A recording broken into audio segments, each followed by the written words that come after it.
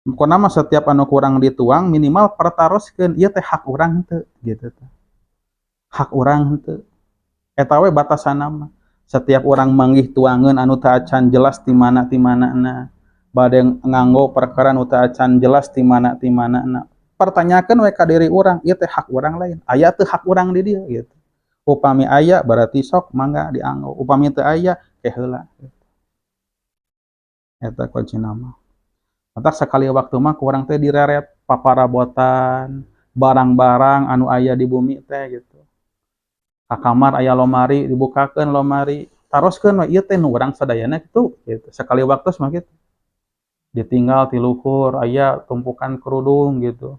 Acuk lencingan gitu. Ieu teh nu urang sadayana diparios gitu, bilih gitu. Aya anu sanes urang, anu sanes hak urang gitu. Kana lomari, lomari di dapur panginten nya paparabotan. Bilih aya piring tatanggi nyelap gitu. Cabut ku urang pasihkeun. Ningalin kulkas, tuangeun, ieu teh nu urang wungkul gitu, minimal kitu. Sabab lamun urang nuang kana anu sanes hak urang, berarti naon atuh haram kitu kan. Kalebet konsumsi atanapi nuang perkara anu haram, nuang kana anu hakna teh ya. Sareng ieu Bu diantawis celah gitu jalema ti kusruk kana nuang perkara anu haram teh diantawisna ieu mah contoh gitu. Dina bab tirkah peninggalan nya nu maot gitu warisan teh gitu.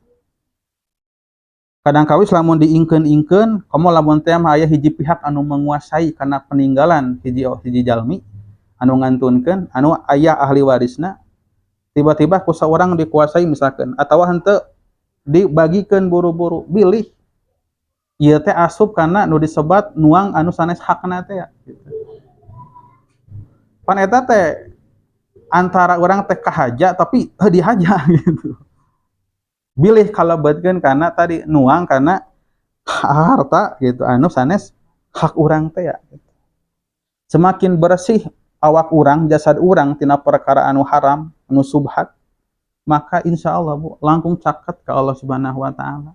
Hidayah bakal gampil lebet, hate bakal di naon moal diteuaskeun gitu lah.